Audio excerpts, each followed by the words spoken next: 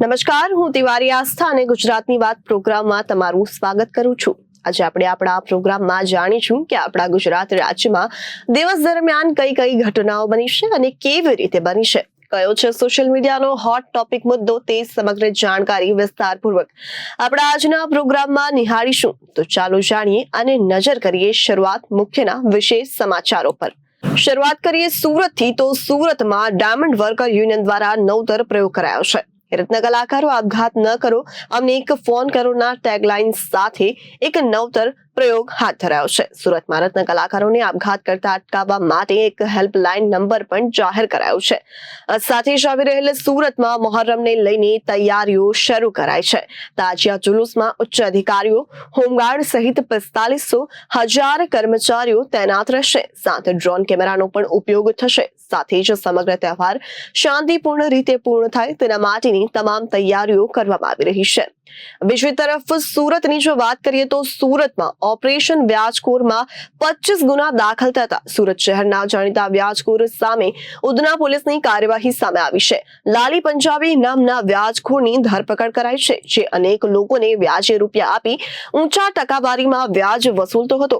ઉધના પોલીસે વ્યાજનો ગુનો નોંધીને હાલ તો તપાસ શરૂ કરી છે। ઉધના પોલીસે તેની ઓફિસ સર્ચ કરતા ત્યાંથી અનેક કોરા ચેક અને ડાયરીઓ મળી આવી હતી। બીજી તરફ વાત કરીએ બનાસકાંઠાની, તો બનાસકાંઠાના થરાદના દેદરડાથી નીકળતી પાણીની પાઇપલાઇન દ્વારા ખેડૂતોને નુકસાન થયું છે। મનમાની કરી પાઇપલાઇન નાખતા ખેડૂતોમાં રોષ જોવા મળ્યો હતો, જેને લઈને ખેડૂતોને વાવેતર કરેલા પાકમાં નુકસાનનું વળતર આપવામાં આવે તેવી માંગ કરાઈ છે। સાથે જ વાત કરીએ વડોદરાની, તો વડોદરામાં ચોમાસાની સિઝન શરૂ થતા જ વડોદરા શહેરમાં સાપ અને મગરો નીકળવાની શરૂઆત થઈ ગઈ છે। વડોદરામાં વિશ્વામિત્રી અને મહી નદી અને ગ્રીન બેલ્ટને કારણે સાપ અને મગરોને વડોદરામાં સારું વાતાવરણ મળી ગયું છે। સરીસૃપો અને મગરો માટે વડોદરા શહેર સ્વર્ગ સમાન બની ગયું છે। વડોદરા શહેરના મધ્યમાંથી પસાર થતી વિશ્વામિત્રી નદીમાં 441 જેટલા મગરો માનવ વસ્તીની વચ્ચે વસવાટ કરે છે। અને અમદાવાદની જો વાત કરીએ તો અમદાવાદમાં ગુજરાતમાં જીએસટી સેવા કેન્દ્રો ખાતે ફેસ ઓથેન્ટિકેશનની આધાર બેઝડ શરૂઆત કરાઈ છે। આ નવીન પ્રક્રિયાથી જીએસટી ખાતેના પ્રોસેસિંગ સમયમાં નોંધપાત્ર ઘટાડો થશે અને તે થકી અરજદારોને વધુ સારી સેવા પ્રદાન કરી શકાશે।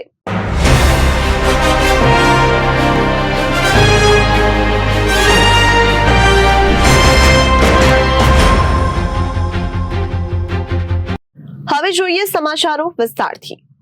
સુરતમાં હીરા ઉદ્યોગમાં છેલ્લા ઘણા સમયથી મંદીને કારણે રત્ન કલાકારો પાયમાલ થઈ રહ્યા છે, કેમ કે મોટી સંખ્યામાં રત્ન કલાકારો બેરોજગાર બન્યા છે।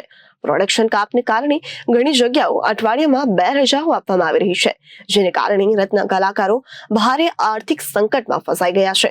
એક તરફ મોંઘવારી સતત વધી રહી છે, ત્યારે રત્ન કલાકારોના પગાર વધવાને બદલે સતત ઘટી રહ્યા છે, જેને કારણે કારીગરોના ઘર ગુજરાન ચલાવવામાં ભારે હાલાકી ભોગવવી પડી રહી છે। અને છેલ્લે કારીગર હારી થાકી અને આપઘાત કરી રહ્યા છે, ત્યારે રત્ન કલાકારો આપઘાત કરતા અટકાવવા માટે એક અભિયાન શરૂ કરવામાં આવ્યું છે। બેરોજગારી અને આર્થિક તંગીને કારણે હીરા ઉદ્યોગમાં આપઘાતના બનાવો ચિંતાજનક રીતે વધી રહ્યા છે, જે સૌને માટે એક દુઃખદ બાબત છે। જેથી હીરા ઉદ્યોગમાં આપઘાતના બનાવો ન બને અને રત્ન કલાકારોને આપઘાત કરતા રોકવામાં આવે તે માટે આજે એક અભિયાનની શરૂઆત કરવામાં આવી છે, જેનું સ્લોગન છે, હે રત્ન કલાકારો આપઘાત ન કરો, અમને એક ફોન કરો। જેના માટે અમે 9239500009 હેલ્પલાઇન નંબર પણ જાહેર કર્યો છે। ડાયમંડ વર્કર યુનિયન ગુજરાતના પ્રમુખ રમેશ ઝલેરિયાએ જણાવ્યું છે કે સુરતમાં હીરા ઉદ્યોગમાં અંદાજે છેલ્લા 15 થી 16 મહિનાના ટૂંકા ગાળામાં અંદાજે 62 રત્ન કલાકારોએ આપઘાત કરી જીવન ટૂંકાવી લીધા છે। ત્યારે અમે અનેક વખત સરકારનું ધ્યાન દોરવાનો પ્રયત્ન કર્યો છે। આવા કપરા સમયે રત્ન કલાકારોને આર્થિક મદદ કરો, પરંતુ સરકાર હજુ સુધી કુંભકર્ણની નિંદ્રામાંથી જાગી નથી, જેને કારણે આપઘાતના બનાવો સતત વધી રહ્યા છે અને નિર્દોષ રત્ન કલાકારોના જીવ ગુમાવી રહ્યા છે। હવે રત્ન કલાકારની સમસ્યાનું સમાધાન નહીં કરવામાં આવે તો હજુ પરિસ્થિતિ વિકટ થવાની શક્યતા છે। ડાયમંડ વર્કર યુનિયન ગુજરાત દ્વારા સુરત હીરા ઉદ્યોગના રત્ન કલાકારોને આપઘાત કરતા અટકાવવાનો અભિયાન શરૂ કરવામાં આવ્યો છે। સાથે અન્ય લોકોએ પણ આપઘાત કરતા અટકાવવા માટે સામાજિક તેમજ સેવાકીય સંગઠનોને આગળ આવવા માટેની અપીલ કરી છે, કેમ કે સુરતમાં આપઘાતના બનાવો સતત વધી રહ્યા છે। હીરા ઉદ્યોગના રત્ન કલાકારોને એક ખાસ અપીલ કરવામાં આવી છે કે આ સમય પણ રહેવાનો નથી ભાઈઓ, તમારા પરિવારનો માળો વિખાઈ નહીં જાય એ જોજો, કેમ કે લાખો રૂપિયાની ખોટ ભરપાઈ થઈ જશે, પરંતુ આપણો કોઈ માણસ ચાલ્યો જશે તો એની ખોટ આખી જિંદગીમાં ક્યારેય નહીં પુરાય। માટે નબળા વિચારોને તિલાંજલિ આપો અને તમારે કોઈ તકલીફ હોય તો અમને વિના સંકોચ જાણ કરો। આ કપરા સમયમાં અમે તમારી સાથે છીએ। આર્થિક સકડામણને કારણે પૂરા દેશમાં અને ખાસ કરીને ગુજરાતમાં ટપોટપ લોકો આપઘાત કરી રહ્યા છે અને લોકો આર્થિક સકડામણને કારણે મોત વાલું કરી રહ્યા છે। ત્યારે સુરતથી જે પ્રકારે ડાયમંડ વર્કર યુનિયન દ્વારા એક નવી પહેલ, એક નવો પ્રયાસ કરવામાં આવ્યો છે અને હેલ્પલાઇન નંબર જે રત્ન કલાકારો માટે જે જાહેર કરવામાં આવ્યો છે, ત્યારે આપણે યુનિયનના જે ભાવેશ ટાંક છે તેમની પાસેથી જાણીશું ભાવેશભાઈ સાથે કે ભાવેશભાઈ શું કહેશો, જે રીતે આપઘાત કરી રહ્યા છે અને ખાસ કરીને આપઘાતના પ્રમાણમાં જોવા જાય તો રત્ન કલાકારો જે આપણી સુરતની ડાયમંડ નગરીની ઓળખ અપાવનાર રત્ન કલાકારો વિશે? આ સુરતને ઘણું બધું રત્ન કલાકારોએ આપ્યું છે, તો સમય છે અત્યારે રત્ન કલાકારોની પડખે ઊભું રહેવાનો। આ સુરતની વિકાસની હરણફાળની અંદર રત્ન કલાકારોનું લોહી રેડાયેલું છે। તો 2 વર્ષ થયા સુરતના રત્ન કલાકારો અને ડાયમંડ ઇન્ડસ્ટ્રી મંદીનો માર સહન કરી રહી છે। એના કારણે 16 મહિનાની અંદર 60થી વધારે રત્ન કલાકારોએ સુસાઇડ કર્યા છે। આ બાબતે અમે રાજ્ય સરકારની વારંવાર વિનંતી કરી છે કે આર્થિક પેકેજ જાહેર કરો અને આત્મહત્યા કરનાર રત્ન કલાકારોના પરિવારને આર્થિક મદદ જાહેર કરો, પરંતુ સરકાર ક્યાંય ને ક્યાંય કુંભકર્ણની નિંદ્રામાં હોય એવું અમને લાગી રહ્યું છે। ત્યારે ડાયમંડ વર્કર યુનિયનની ટીમ દ્વારા એક અભિયાન શરૂ કરવામાં આવ્યું છે કે આત્મહત્યા ન કરો, અમને ફોન કરો, અમે તમારી મદદ કરીશું। આ હેલ્પલાઇનની નંબર છે અમારો 9235500009। આ નંબર ઉપર જે કોઈ રત્ન કલાકારોને પડતી સમસ્યા હોય એને નિવારવા માટે ડાયમંડ વર્કર યુનિયનની ટીમ તમારી સાથે છે। અને સરકારને પણ એક મેસેજ તમારા માધ્યમથી આપવા માગીએ છીએ કે હવે તો સરકાર રત્ન કલાકારોની સામે જોવે, કારણ કે આ નાનો આંકડો નથી। 60થી વધારે રત્ન કલાકારોને સુરત જેવા સિટીની અંદર જો આત્મહત્યા, રોજ એક કિસ્સો તમે પેપર કે પ્રેસ મીડિયાની અંદર જોતો, રોજ ને રોજ એક કિસ્સો કે કોઈ ગળાપાહો ખાય ને કોઈ બેરોજગારીના કારણે કોઈ દવા પીને આત્મહત્યા કરે છે। આ આત્મહત્યા અટકાવવા માટેનો અમારો એક પ્રયાસ છે। આ પ્રયાસની અંદર તમામ લોકોનો અમારા સહયોગની જરૂર છે। તો ઇન્ડસ્ટ્રીયાલિસ્ટોને પણ અમે કહેવા માગીએ છીએ, સમય ખરાબ છે, ખરાબ સમયની અંદર તમે રત્ન કલાકારોના પરિવારની પડખે ઊભા રહેશો, જ્યારે સારો સમય આવશે ત્યારે રત્ન કલાકારો તમારા પડખે ઊભા રહેશે। તો આ એક નવતર પ્રયાસ છે। આ પ્રયાસની અંદર તમામ લોકોનો સહયોગ અમારે જોઈએ છે। ભાવેશભાઈ, જે તમે કીધું કે ખૂબ જ આંકડા જે આવી રહ્યા છે, ખાસ કરીને રત્ન કલાકારોના, ખૂબ ચોંકાવનારા, એક દુઃખદ ઘટના અને દુઃખદ, પરંતુ ક્યાંક ને ક્યાંક સરકારે અનેકવાર આપને યુનિયન દ્વારા મુખ્યમંત્રી સુધીની રજૂઆત કરી છે, છતાં આ સંવેદનશીલ સરકાર રત્ન કલાકારોનું કેમ નથી સાંભળતી? મને એવું લાગે છે કે રત્ન કલાકારો માટે સરકાર કામ નથી જ કરી રહી, અને રત્ન કલાકારો એક સૌથી વધારે ટેક્સ પ્લેયર છે। પોતાના પગારમાંથી 200 રૂપિયા વ્યવસાય વેરો ભરે છે। સુરત મહાનગરપાલિકાની અંદર એનો સૌથી વધારે મોટો ફાળો છે, પરંતુ ક્યાંય ને ક્યાંય ઇન્ડસ્ટ્રીયાલિસ્ટો કે ઇન્ડસ્ટ્રીયાલિસ્ટના અમુક જે સંગઠનો હોય એ સરકારને મિસગાઈડ કરતા હોય એવું મને લાગે છે। કારણ કે કરોડોની ઇન્ડસ્ટ્રીઝ હોય, કરોડોનું ટર્નઓવર હોય, એમના રત્ન કલાકારો જો આવી પરિસ્થિતિની અંદરથી પસાર થતા હોય તો તમામ લોકોએ સમજવું જોઈએ, અને સરકારે પણ ખાસ સમજવું જોઈએ કે આ સુરતે અને આ રત્ન કલાકારોએ સમગ્ર ગુજરાતને ઘણું બધું આપ્યું છે। અને સરકારને ક્યાંય ને ક્યાંય દિલની અંદર તો એવું થવું જ જોઈએ કે નહીં, બરાબર છે ભાઈ, રત્ન કલાકારોને મદદ હવે કરવી જોઈએ, પરંતુ મને એવું લાગે છે કે રત્ન કલાકારોને દરકાર સરકાર આવનારા સમયમાં લે તો વધારે સારું છે, નહીંતર આ આંકડો વધી શકે એવી અમને શક્યતા છે। આંકડો ન વધે એવા નવતર પ્રયાસો અમારા માધ્યમથી તો સારું જ છે, પણ સરકારના માધ્યમથી કરવામાં આવશે તો આનો રિઝલ્ટ આપણે ખૂબ જ સારી રીતે મેળવી શકશું। ભાવેશભાઈ, આપના યુનિયન દ્વારા ખૂબ જ સરાહનીય રત્ન કલાકારો માટેનો એક પ્રયાસ નવતર જે કરાયો છે, શું કહેશો આવા રત્ન કલાકારો? કારણ કે બેરોજગારીને કારણે ક્યાંક ને ક્યાંક જે મંદીનો માહોલમાં રત્ન કલાકાર પીસાતો હોય છે, ત્યારે આવા રત્ન કલાકારો સુરત જ નહીં, ગુજરાતના કે પૂરા ભારતના રત્ન કલાકારોને શું કહેશો? હવે તમામ આપના માધ્યમથી તમામ રત્ન કલાકારોને એટલું જ કહેવા માગું છું કે તમારે નાસીપાસ થવાની કોઈ જરૂર નથી. ડાયમંડ વર્કર યુનિયન તમારી સાથે છે અને ક્યાંય તમને એવો વિચાર આવે એટલે ડાયરેક્ટ અમારી હેલ્પલાઇન નંબર ઉપર ફોન કરજો. અમારી ટીમ તમારો સંપર્ક કરી તમારા સુધી પહોંચશે ને તમારી જે કાંઈ સમસ્યાઓ છે એ સમસ્યાઓનું નિરાકરણ માટે અમે તમામ પ્રયાસો કરીશું.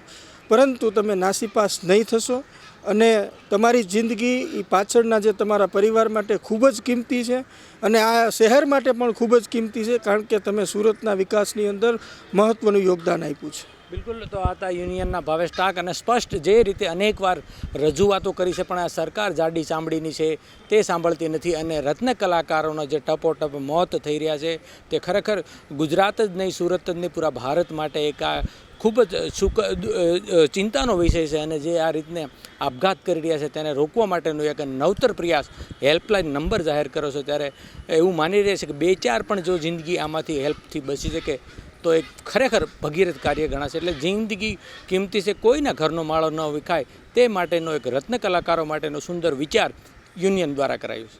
સહયોગી પરેશ રાઠોડ સાથે અરવિંદ રાઠોડ, જનાદેશ ન્યૂઝ, સુરત. સુરત પોલીસ કમિશનરના અધ્યક્ષસ્થાને આજે શાંતિ સમિતિની બેઠકનું આયોજન કરવામાં આવ્યું હતું. ઉમરા પોલીસ સ્ટેશન ખાતે શાંતિ સમિતિના મુસ્લિમ અગ્રણી તેમજ અન્ય સભ્યો હાજર રહ્યા હતા. મોહરમનો તહેવાર શાંતિપૂર્ણ રીતે ઉજવાય તેના માટે સૂચનો પણ લેવામાં આવ્યા હતા અને તેને ધ્યાનમાં રાખીને એક્શન પ્લાન પણ તૈયાર કરાયો હતો, જેને લઈને ચુસ્ત પોલીસ બંદોબસ્તનું પણ આયોજન કરાયું છે. 17 તારીખે મોહરમ તાજા નીકળશે, તેની સાથે જ મન્નતના પણ નાના મોટા જુલુસ નીકળશે. સુરત શહેરમાં કોટ વિસ્તારમાંથી સૌથી મોટા અને વધુ તાજિયા નીકળતા હોય છે. મોટા પ્રમાણમાં મુસ્લિમ બિરાદરો પણ આ તાજિયામાં જોડાતા હોવાને કારણે કાયદો વ્યવસ્થા જળવાઈ રહે તેને માટે ખાસ આયોજન કરવામાં આવ્યું છે. દર વર્ષની જેમ આ વખતે પણ શાંતિ સમિતિની બેઠકમાં કેટલાક મહત્વપૂર્ણ સૂચનો લેવામાં આવ્યા હતા, જેને લઈને પોલીસ કમિશનર દ્વારા ધ્યાનમાં લેવામાં આવ્યા હતા. સાથે જ પોલીસ કર્મચારીઓની સાથે 7 જેટલા ડ્રોનનો ઉપયોગ કરવામાં આવશે, જે મોહરમ દરમિયાન તમામ પ્રકારની ગતિવિધિઓ પર નજર રાખશે. એટલું જ નહીં પરંતુ આવતીકાલે કતલની રાત હોવાને કારણે ગઈકાલથી જ પોલીસ તંત્ર એલર્ટ થઈ જશે. 4500 જેટલા પોલીસ કર્મચારીઓ આ તકે ખડે પગે ઊભા રહેશે. પોલીસ કમિશનર અનુપમસિંહ ગહેલોતે જણાવ્યું કે મોહરમ નિમિત્તે શહેરભરમાંથી નાના મોટા થઈને કુલ 250 જેટલા તાજિયા નીકળશે. ખાસ કરીને સલાબતપુરા, મહિધરપુરા, લાલગેટ, ચોક બજાર અને અથવા પોલીસ સ્ટેશનના હદ વિસ્તારમાં સૌથી વધુ તાજિયા નીકળતા હોય છે. કુલ 10 ડીસીપી, 26 એસપી, 300 જેટલા પીઆઈ અને પીએસઆઈ તેમજ 4000 જેટલા હોમગાર્ડ ફરજ ઉપર હાજર રહેશે. સાથે સાથે 900 જેટલા બોડી વોર્ન કેમેરાથી કર્મચારીઓ પણ સજ્જ રહેશે, જેઓ તમામ ગતિવિધિઓ પર નજર રાખશે. આવતીકાલે કતલની રાતથી જ પોલીસ સ્ટાફ હાજર રહેશે. સમગ્ર તહેવાર શાંતિપૂર્ણ રીતે પૂર્ણ થાય તેના માટે તમામ તૈયારીઓ કરવામાં આવી રહી છે. ભાગળ 4 રસ્તા પર અમે લોકો જો આવતીકાલે અને કતલના રાત મોહરમના તહેવાર નિમિત્તે અને પરમ દિવસે જો એ મોહરમના તાજિયાના જો જુલુસ નીકળવાના છે આ વિસ્તારમાં, તો બધા પોલીસ અને અમે લોકો બધા પેટ્રોલિંગમાં, ફૂટ પેટ્રોલિંગ જગ્યાઓ ઉપર, અંદર ગલીઓમાં ક્યાં જશે, કઈ રીતે રૂટ રહેશે, અમારા ડાયવર્ઝન ક્યાં કરવાના છે એના બધા સમીક્ષા કરવા માટે બધા અધિકારીઓ અને માણસો અહીંયા આવ્યા છે. અત્યારે પણ અમે લોકો જો ફૂટ પેટ્રોલિંગ કરીને જોઈએ છીએ એ બધી વ્યવસ્થા સારી રીતે થાય, તહેવાર સારી રીતે કોમી ક્લાસ પૂરા પૂર્ણ થાય, આ પ્રકારની વ્યવસ્થાઓનો ધ્યાનમાં રાખી આજે બધા અમે લોકો અત્યારે પેટ્રોલિંગમાં નીકળ્યા છીએ. સુરત શહેરમાં દિવસે ને દિવસે વ્યાજખોરોનો આતંક વધી રહ્યો છે, ત્યારે સુરત શહેરના જાણીતા વ્યાજખોર સામે ઉધના પોલીસની કાર્યવાહી સામે આવી છે. લાલી પંજાબી નામના વ્યાજખોરની ધરપકડ કરાઈ છે. અનેક લોકોને વ્યાજે રૂપિયા આપી ઊંચા ટકાવારીમાં વ્યાજ વસૂલતો હતો. ઉધના પોલીસે વ્યાજનો ગુનો નોંધીને તેની તપાસ શરૂ કરી છે. અગાઉ એક ગુનામાં આગોતરા જામીન લઈને પણ હાજર થયો હતો, પણ ગઈકાલે વધુ એક ગુનો નોંધવતાની સાથે જ ઉધના પોલીસે તેની ધરપકડ કરી છે. સુરત શહેરના જાણીતા વ્યાજખોર સામે ઉધના પોલીસની કાર્યવાહી સામે આવી છે. લાલી પંજાબી નામના વ્યાજખોરની ધરપકડ કરવામાં આવી છે. અનેક લોકોને વ્યાજે રૂપિયા આપી ઊંચા ટકાવારીમાં વ્યાજ વસૂલતો હતો. ઉધના પોલીસે વ્યાજનો ગુનો નોંધીને તપાસ શરૂ કરી છે. અગાઉ એક ગુનામાં આગોતરા જામીન લઈને હાજર થયો હતો, પણ ગઈકાલે વધુ એક ગુનો નોંધાતાની સાથે જ ઉધના પોલીસે ધરપકડ કરી છે. ઉધના પોલીસે તેની ઓફિસ સર્ચ કરતા અનેક કોરા ચેક અને ડાયરીઓ મળી આવી હતી. જેને લઈને સુરતમાં પોલીસે હાલ તો વ્યાજખોરો વિરુદ્ધ લાલ આંખ કરી છે. 24 કલાકની અંદર જ સુરત શહેરના અલગ અલગ પોલીસ મથકમાં 25 વ્યાજખોરો સામે ગુના નોંધાયા છે. ત્યારે સુરતના ઉધના વિસ્તારમાં વિધવાને 9.5% માસિક દરે 6 ડાયરી બનાવી 18 લાખ વ્યાજે આપનાર ઉધનાના માથાભારે ફાઇનાન્સરની ઓફિસમાં પોલીસે તપાસ હાથ ધરી તેની ધરપકડ કરી. પોલીસની ઓફિસમાંથી 58 કોરા ચેક, ડાયરીઓ સહિતના દસ્તાવેજો મળ્યા હતા. પોલીસે માથાભારે ફાઇનાન્સર વિરુદ્ધ ગુનો નોંધી તપાસ વધુ શરૂ કરી છે. આ અંગે પોલીસ પાસેથી મળતી માહિતી મુજબ ડીસીબી ઝોન 2 હેઠળના પોલીસ મથક વિસ્તારના જે લોકો વ્યાજખોરોની ચુંગાલમાં ફસાયા હોય તે લોકોની પોલીસ મદદ કરી શકે તે માટે ભાટીના વિસ્તારમાં લોક દરબારનું આયોજન કરવામાં આવ્યું. જેમાં ઉધના વિસ્તારની 45 વર્ષીય શીલાબેન હરીશભાઈ રાણાએ ઉધનાના માથાભારે ફાઇનાન્સર ધર્મેન્દ્ર પંજાબી ઉર્ફે લાલી અમરસિંહ હંચરા અને તેના 2 શાગિર્દ રવિ અને મોહનભાઈ મરાઠા વિરુદ્ધ ફરિયાદ કરી હતી. સુરત શહેરમાં અમારા સીપી સાહેબની સૂચનાથી તમામ જગ્યાએ જે લોકો વ્યાજંકવાદીઓ તરીકે લોકો પાસે ખૂબ જ ઊંચા રેટમાં વ્યાજ વસૂલે છે, શોષણ કરે છે, આ પ્રકારના લોકો વિરુદ્ધ એક ખાસ ઝુંબેશ ચલાવવામાં આવી રહેલ છે. હાલમાં અમારા ડીજી સાહેબ તરફથી પણ સમગ્ર સ્ટેટમાં વ્યાજ બાબતની જે પણ આ પ્રકારની ફરિયાદ હોય તે અનુસંધાને એક ડ્રાઈવ પણ ચાલી રહેલ છે. જે બાબતને લઈને થોડા સમય પહેલાં ઉધનાના ભાઠેના એસએમજી હોલ ખાતે એક લોક દરબાર રાખવામાં આવ્યો હતો. આ લોક દરબારમાં વિસ્તારના તમામ લોકો આવી અને પોતાની આ પ્રકારની કોઈ પણ રજૂઆત અથવા ફરિયાદ હોય એ જણાવતા હતા. આ દરમિયાન એક ફરિયાદી બેને આવીને પોલીસને જણાવેલું હતું કે તેમની પાસે એક વ્યક્તિ છે જે ધર્મેશ હંજરા કરીને છે. એમને ખૂબ જ ઊંચા વ્યાજ દરે પૈસા આપ્યા હતા અને એમનું સમગ્ર રીતના એમનું આર્થિક શોષણ કરી રહ્યો હતો. જે બાબતને લઈને પોલીસે ફરિયાદ નોંધી હતી. આ ફરિયાદ બાદ પોલીસે એમના આ જે આરોપી છે ધર્મેશ લાલી એના ઘરે એના ઓફિસે જઈ અને તપાસ કરી હતી. ઓફિસના જે ડોક્યુમેન્ટ્સ મળ્યા એમાંથી પોલીસને 57 અલગ અલગ કોરા ચેક, 15 એક્સિસની ચેકબુક, આ ઉપરાંત એક પ્રોમિસનરી નોટ, બીજી અન્ય ડાયરીઓ અને અન્ય ડોક્યુમેન્ટ્સ મળ્યા હતા. જેના આધારે અમે વધુ તપાસ હાથ ધરી હતી. આ વધુ તપાસમાં અમને કેટલાક ભોગ બનનાર લોકોનો સંપર્ક પણ થયો હતો. તેમાંથી એક ભાઈએ આવીને એ ફરિયાદ નોંધાવી હતી કે એમણે પોતે 2019માં આ ધર્મેન્દ્ર ઉર્ફ લાલી પાસે 2 લાખ રૂપિયા વ્યાજે લીધા હતા. 2 લાખ રૂપિયા વ્યાજે લીધા એમાં પહેલા જ દિવસે જ્યારે પૈસા આપ્યા વ્યાજે ત્યારે 24,000 રૂપિયા કટ કરી નાખ્યા હતા અને 1,74,000 રૂપિયા એને આપ્યા હતા. અને દર મહિનાનો 24,000નો હપ્તો એ પ્રમાણે નક્કી કરવામાં આવ્યું હતું. જેમાં 1,68,000 જેટલી રકમ આ જે ભાઈ છે ભોગ બનનાર એણે પરત કરી હતી. અને તે છતાં જે આ ધર્મેન્દ્ર લાલી છે એ વધુમાં વધુ માંગણી કરતો હતો. આ માટેના કેટલાક રેકોર્ડિંગ્સ પણ પોલીસને મળ્યા છે કે જેમાં અતિશય ગંદી ભાષામાં અને અતિશય ખરાબ અપશબ્દો વાપરી અને એણે આ પૈસાની ઉઘરાણી કરેલી છે. જેમાં એણે બીજી અન્ય ધમકીઓ પણ જે ભોગ બનનાર છે એને આપી છે. આ બાબતમાં વધુ તપાસ કરતાં જાણવા મળ્યું છે કે જે ફરિયાદી છે એણે આની ધમકીથી ડરીને અને અત્યાર સુધી કુલ 5,15,000 રૂપિયા 2 લાખની સામે આપી દીધા છે. અને તે છતાં જે આ આરોપી વ્યક્તિ છે ધર્મેન્દ્ર લાલી એ ફરિયાદી પાસે બીજા 3 લાખ રૂપિયા માંગે છે અને એમ કરતાં એને ધમકી પણ આપે છે કે જો તું મને આ 3 લાખ નહીં આપ તો હું તારા નામનો 15 લાખનો ચેક, જે કોરો ચેક છે એ 15 લાખ લખી અને કોર્ટમાં ચેક રિટર્નનો દાવો કરીશ અને એ રીતના ફસાવી દઈશ. આ ઉપરાંત એને મારવાની ધમકી, એને ગંદી ગાળો બોલીને અપમાનિત કરવાનો આ તમામ પુરાવા પોલીસ પાસે છે.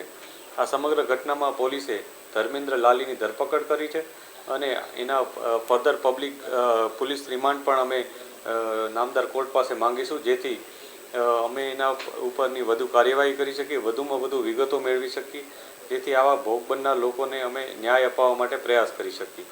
આ સાથે સાથે અમારે તમામ લોકોને પણ અપીલ છે કે આવા કોઈ પણ વ્યાજંકવાદી હોય એના વિરુદ્ધ કોઈ પણ પ્રકારની તમારી રજૂઆત હોય તો અવશ્ય પોલીસ પાસે આવો. અમે તમારી જે રજૂઆત હશે, જે પુરાવા હશે એના આધારે ચોક્કસ કાર્યવાહી કરીશું. ખાસ કરીને આ કિસ્સામાં કે જેમાં 57 ચેક મળ્યા છે પોલીસને, એ ચેક બાબતમાં પણ તમામ જે ચેક આપેલા છે ભોગ બનનાર લોકો છે એમની અમારી વિનંતી છે કે આપ પોલીસ પાસે આવો, પોતાની કોઈ પણ જાતની ચિંતા વગર અને નિર્ભીક રીતના પોલીસ પાસે આવો અને પોતાની કોઈ પણ રજૂઆત હોય પોલીસને કરો. જેમાં પણ અમારી પાસે પુરાવા મળશે અને કાયદેસર કાર્યવાહી કરી શકશું એમાં ચોક્કસથી અમે સખ્તમાં સખ્ત કાર્યવાહી થાય અને લોકોને ન્યાય મળે એ બાબતનો પ્રયાસ કરીશું. સર, કેટલા ટકા વ્યાજ લોકો પાસેથી વસૂલ કરો છો? આજે ધર્મેશ લાલી છે એ અલગ અલગ લોકોને પોતાની જરૂરિયાત મુજબ વ્યાજે પૈસા આપતો હતો કે જે માણસની જેવી ગરજ એ મુજબ વ્યાજે આપતો હતો. એ પોતે નાણાં ધીરધારનું લાયસન્સ પણ ધરાવે છે, પરંતુ આ લાયસન્સની આડ હેઠળ એ પ્રકારનું આખું એનું એક ગેમ ચાલે છે કે જેમાં એ લોકોને ફસાવી દે છે, લોકોને મજબૂર કરી દે છે અને પોતાની જે ધાક ધમકીની પોતાની જે ભાષા છે, પોતાનો વર્તાવ છે એને આધારે ધમકાવે પણ છે અને લોકોને દબાવવાની કોશિશ કરે છે. સાહેબ, એવું જાણવા મળી રહ્યું છે કે એની કરોડો રૂપિયાની સંપત્તિ છે, ઘોડા ફાર્મ હાઉસ છે, ઘોડા રાખે છે, તો એ બાબતે ઇન્કમટેક્સ ડીડીને આપણા તરફથી જાણ કરવામાં આવશે. આ સમગ્ર બાબતમાં અમે તપાસ કરી રહ્યા છીએ કે એણે આ પ્રકારના જે કામગીરી છે એની કે જેમાં એણે લોકોનું શોષણ કર્યું છે અને આ રીતના પૈસા ભેગા કર્યા છે તેમાં એ કેટલી પ્રોપર્ટી ધરાવે છે, એને ક્યાં જગ્યાએ એનું ઇન્વેસ્ટમેન્ટ છે અથવા એ કઈ રીતના અન્ય મિલકતો ધરાવી અને અન્ય કઈ રીતના પૈસા મેળવે છે એ બાબતની પણ પોલીસ તપાસ કરી રહી છે. જેમાં પણ અમને યોગ્ય લાગશે કે આમાં અન્ય એજન્સીને પણ સંપર્ક કરવાની જરૂરિયાત અમને હશે તો અમે ચોક્કસથી કરીશું. થરાદના નીદરડાથી પીવાના પાણીની પાઇપલાઇન દ્વારા કુંભારા સુધી નવીન નાખવામાં આવી રહી છે, જે પાઇપલાઇનના કોન્ટ્રાક્ટર દ્વારા ખેડૂતોના વાવેતર કરેલ બાજરી જુવારના પાકમાં જેસીબી મશીન દ્વારા નાખવામાં આવતા ખેડૂતોને નુકસાન થાય ત્યારે રોડની બાજુમાં ખોદકામ કરી રોડને નુકસાન કરતા વાહન ચાલકો હેરાન પરેશાન થયા છે. કોન્ટ્રાક્ટરની મનમાની સામે આવતા ખેડૂતોમાં રોષ જોવા મળ્યો છે. તંત્ર દ્વારા યોગ્ય કાર્યવાહી કરી ખેડૂતોને વાવેતર કરેલ પાકના નુકસાનનું વળતર આપવામાં આવે તેવી માંગ કરાઈ છે. થરાદ તાલુકાના ગામડાઓમાં પીવાના પાણીની વ્યવસ્થા માટે સરકાર સતત પ્રયાસો કરી રહી છે, ત્યારે અમુક કોન્ટ્રાક્ટરોના મનમાનીના વર્તન સામે તંત્રને પણ સાંભળવું પડતું હોય છે. થરાદના દીદરડાથી નીકળતી પીવાના પાણીની પાઇપલાઇન જે વેદલા ગામના કોન્ટ્રાક્ટર દ્વારા ખેડૂતોને પૂછ્યા વગર પોતાની રીતે ખેતરોની વચ્ચે ખોદકામ કરી પાઇપલાઇન નાખી દેતા ખેડૂતોમાં નારાજગી જોવા મળી રહી છે. કોઈ પણ ખેડૂતોને કોન્ટ્રાક્ટર દ્વારા જ્યારે વાવેતર કરેલ છે તે પાકનું નુકસાન પણ આપવામાં આવ્યું નથી. વેદલા ગામના ખેડૂતો સાથે વાતચીત કરતા જણાવ્યું કે દીદરડાથી કુંભારા સુધી પીવાના પાણીની પાઇપલાઇન નાખવામાં આવી રહી છે, જે પાઇપલાઇન અમારા ખેતરોની વચ્ચે નાખતા ચોમાસુ પાકનું અમે વાવેતર કર્યું તે પાકની વચ્ચોવચ્ચ ટ્રેક્ટર અને જેસીબી મશીન દ્વારા ખોદકામ કરતા અમારો પાક તો એટલી જગ્યામાં નષ્ટ થયો, પણ પિયત કરેલ હોવાથી જે જમીન મશીન ચાલે છે ત્યાં 2 સિઝન સુધી પાક થતો નથી, જેથી અમને ખૂબ જ નુકસાન થાય છે. આ પાઇપલાઇન નાખવામાં આવી ત્યારે એમને કોઈ પણ પ્રકારની જાણ ન કરી અને અમારા ખેતરોમાં પાઇપલાઇન નાખી દેવામાં આવી છે, જેનું નુકસાન થયું છે પણ કોઈ વળતર આપવામાં આવ્યું નથી. વધુમાં ખેડૂતોએ જણાવ્યું કે જો કોન્ટ્રાક્ટર દ્વારા અમને જાણ કરી હોત તો અમે પીવાના પાણીની પાઇપલાઇન માટે કોઈ દિવસ ના પાડતે, પણ ખેતરના શેઢે પડી રહેલા જમીનમાં પાઇપલાઇન નાખવાનું કહેત તો અમને પણ કોઈ પણ પૂછ્યા વગર નાખી દીધી છે. તંત્ર દ્વારા આવી કામગીરી કરતી કંપની સામે યોગ્ય પગલાં લેવામાં આવે અને જો રોડ તોડવામાં આવ્યો છે તે તાત્કાલિક ધોરણે સમારકામ કરવામાં આવે તેવી વાહન ચાલકો અને સ્થાનિક લોકોની માંગ ઉઠવા પામી છે. ચોમાસાની સિઝન શરૂ થતા જ વડોદરા શહેરમાં સાપ અને મગરો નીકળવાની શરૂઆત થઈ ગઈ છે. વિશ્વામિત્રી મહી નદી અને ગ્રીન બેલ્ટને કારણે સાપ અને મગરોને વડોદરામાં સારું વાતાવરણ મળી ગયું છે. સરીસૃપો અને મગરો માટે વડોદરા શહેર સ્વર્ગ સમાન બની ગયું છે. વડોદરા શહેરના મધ્યમાંથી પસાર થતી વિશ્વામિત્રી નદીમાં 441 જેટલા મગરો માનવ વસ્તીની વચ્ચે વસવાટ કરે છે, તો સાથે જ મોટી સંખ્યામાં સાપો પણ જોવા મળે છે. તાજેતરમાં જ વડોદરાના Sardarbaug swimming પુલમાં checked kill back સાપ ઘૂસી આવ્યો હતો. ચોમાસાની સિઝન શરૂ થતા જ વડોદરા શહેરમાં સાપ અને મગરો નીકળવાની શરૂઆત થઈ ગઈ છે. વિશ્વામિત્રી મહી નદી અને ગ્રીન બેલ્ટને કારણે સાપો અને મગરોને વડોદરામાં સારું વાતાવરણ મળી ગયું છે. સરીસૃપો અને મગરો માટે વડોદરા શહેર સ્વર્ગ સમાન બની ગયું છે. વડોદરા શહેરના મધ્યમાંથી પસાર થતી વિશ્વામિત્રી નદીમાં 441 જેટલા મગરો માનવ વસ્તીની વચ્ચે વસવાટ કરે છે, તો સાથે સાથે સૌથી મોટી સંખ્યામાં સાપ પણ જોવા મળે છે. તાજેતરમાં જ વડોદરાના Sardarbaug swimming પુલમાં checked kill back સાપ ઘૂસી આવ્યો હતો. વડોદરામાં સાપોની વસ્તી સૌથી વધુ છે. આજે 16 જુલાઈને વિશ્વ સર્પ દિવસે વર્લ્ડ લાઈફ રેસ્ક્યુ ટ્રસ્ટના અરવિંદ પવારે જણાવ્યું કે આખા ગુજરાતમાં સરીસૃપોની વસ્તી વડોદરામાં જ વધારે છે. શહેરની મધ્યમાંથી પસાર થતી વિશ્વામિત્રી નદી અને જંગલને કારણે વન્યજીવોને માનવ વસ્તીની વચ્ચે જીવી રહ્યા છે. હાલ સાપની મેટિંગ, બ્રીડિંગ અને ફિઝિંગ જેવી સિઝન છે, જેથી હાલમાં સાપ વધારે જોવા મળે છે. વડોદરામાં વન વિભાગ અને વિવિધ સંસ્થાઓ દ્વારા 40 થી 50 જેટલા સાપનું રેસ્ક્યુ થાય છે. છેલ્લા એક અઠવાડિયામાં 4 થી 5 જેટલા મગરોનું પણ રેસ્ક્યુ કરાયું છે. મગર એક રાતના 25 કિલોમીટર સુધી ચાલીને રોડ પર બીચે જઈ શકે છે. ચોમાસામાં વરસાદની સ્થિતિમાં મગર સુરક્ષિત જગ્યાએ જવા માટે નદીમાંથી બહાર નીકળે છે અને રહેણાંક વિસ્તારમાં આવી ચડે છે. તેમણે જણાવ્યું કે લોકો કહે છે કે અમારે ત્યાં સાપ બહુ આવે છે, પણ હકીકત તો એ છે કે આપણે સાપના વિસ્તારમાં રહેવા માટે ગયા છે. যদি હવે રહેણાંક વિસ્તારમાં સાપ પકડાય છે, સાપ પકડાય તો અમને જાણ કરો, તમે સાપને રેસ્ક્યુ કરીને લઈ જશો. જીવદયા પ્રેમી અગ્રણીઓના જણાવ્યા પ્રમાણે વિશ્વામિત્રી નદી અને ગ્રીલ બેટને કારણે સરીસૃપોને સારું વાતાવરણ મળે છે. આપણા નદી કિનારે ડેન્સિટી નથી. અમદાવાદ અને સુરત કરતા વડોદરાનું વાતાવરણ સરીસૃપોને અનુકૂળ આવી ગયું છે. અવેરનેસને કારણે પહેલા કરતા હવે વધારે કોલ મળવા લાગ્યા છે. લોકો સાપને મારતા નથી, પણ અમને કોલ કરે છે. વડોદરામાં 20% વધુ ઝેરી સાપો છે, જ્યારે 80% જેટલા સાપ બિનઝેરી જોવા મળે છે. સૌથી વધુ સાપ ચોમાસામાં નીકળે છે, પછી ઉનાળામાં જોવા મળે છે અને શિયાળામાં સાપ દરમાં જતા રહે છે. નદી કે તળાવ તેના કુદરતી આવાસ છે. મગર જ્યારે પાણીમાં ઉતરે છે ત્યારે એની આંખ પર ગ્લેન્સ નાખે છે, તેથી એની વિઝિબિલિટી 60 થી 70% ઘટી જાય છે. મગર પાણીમાં ઉડતા તરંગોને આધારે શિકાર નક્કી કરે છે. જ્યારે કોઈ નદીમાં કાપડ કે વાસણ ધોઈ અથવા છપછપિયા કરે ત્યારે મગરને લાગે છે કે કિનારે તેનો કોઈ શિકાર પાણી પીવા માટે આવ્યો છે. આ સંજોગોમાં મગર તેના પર હુમલો કરે છે. મગરના હુમલામાં કોઈ વ્યક્તિનું મોત થાય તો તેની સરકાર તરફથી 4 લાખ રૂપિયાનું વળતર ચૂકવવામાં આવે છે. આધાર આધારિત ઓળખ ચકાસણી માટે IRIS સ્કેન અથવા ફિંગરપ્રિન્ટ સ્કેનનો ઉપયોગ કરવામાં આવતો હોય છે.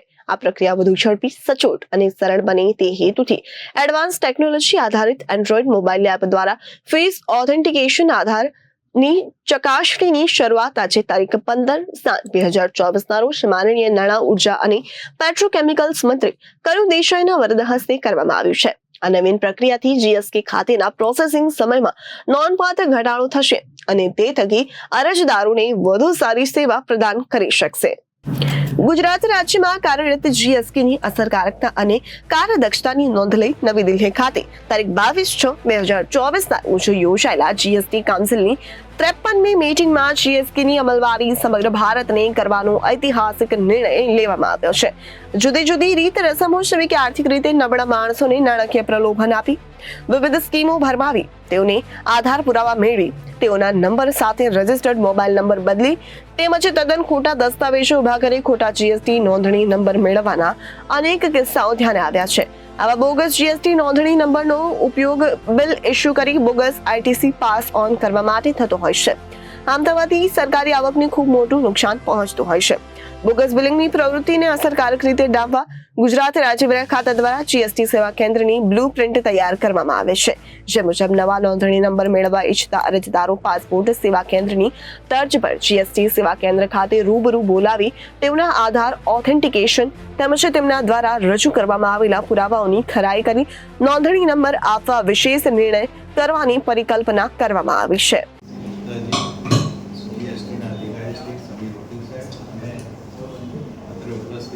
GSTના સૌ અધિકારીશ્રીઓ અને પ્રેસ મીડિયાના સૌ મિત્રો, સૌપ્રથમ તો પ્રેસ મીડિયાના સૌ મિત્રોને અભિનંદન આપું છું અને આવકારું છું કે ગુજરાત સરકારના આ નવા એક પ્રયાસને આપે ઘણી ઉત્સાહથી વધાવ્યો છે.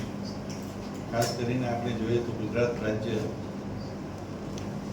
જ્યારથી આપણા યશસ્વી વડાપ્રધાન નરેન્દ્રભાઈએ ગુજરાતનું સ્વગાન સંભાળ્યું ત્યારથી ગુજરાત અભૂતપૂર્વ વિકાસ કરી રહ્યું છે અને ગુજરાતનો વિકાસ એક ગુજરાતને ગ્રોથ એન્જિન તરીકે સાબિત કર્યું છે. ત્યારે ગુજરાત મોડેલ જોઈને 2014માં મોદીજી જ્યારે ગુજરાતના મુખ્યમંત્રી પદેથી રાષ્ટ્રના વડાપ્રધાન બન્યા ત્યારથી આપણે અનેકવિધ સુધારાઓ જોઈએ છે. ઘણા કાયદાઓમાં સુધારા થયા છે અને જે રીતે વન નેશન વન ટેક્સ અને વન માર્કેટના અનુસંધાને જે જીએસટીના કાયદામાં અમલવારી કરવામાં આવી છે એ અમલવારી કરવામાં આપણું ગુજરાત દરેક રાજ્યોમાં સૌથી આગળ છે. અને જીએસટી કાઉન્સિલમાં આપણે ભુક્તાજીએ શરૂઆતથી જ જીએસટી કાયદાના અનેકવિધ સુધારાઓમાં અને લોકો ઉપયોગી કરવામાં જે સજેશનો કર્યા છે એની જીએસટીમાં ખાસ નોંધ લેવાય છે.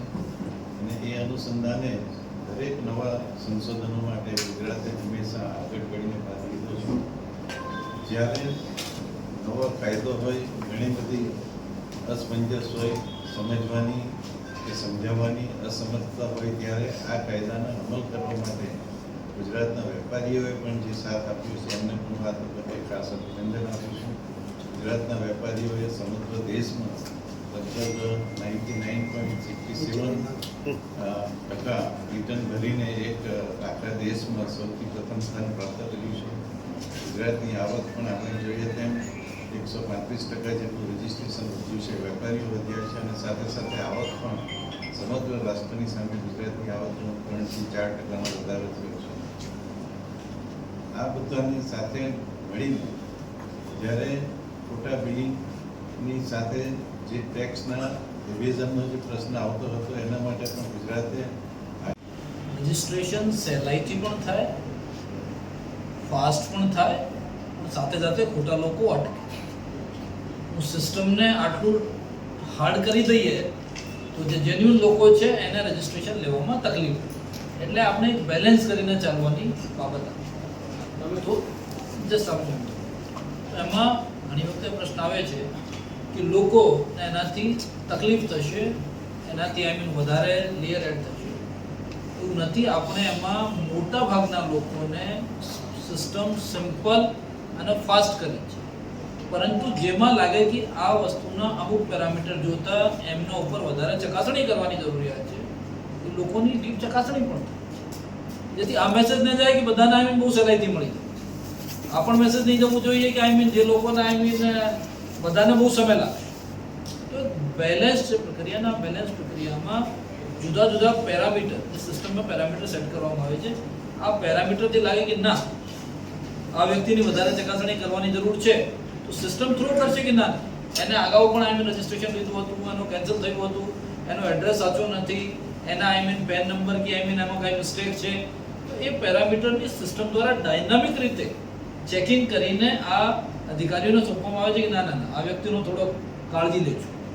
તો આપણે એક બેલેન્સ કરીને આ પ્રક્રિયા આખી જાય. તો અત્યારે ગુજરાતની વાતમાં વિરામ લઈએ. વધુ સમાચારો માટે જોતા રહો જનાદેશ ન્યૂઝ. નમસ્કાર.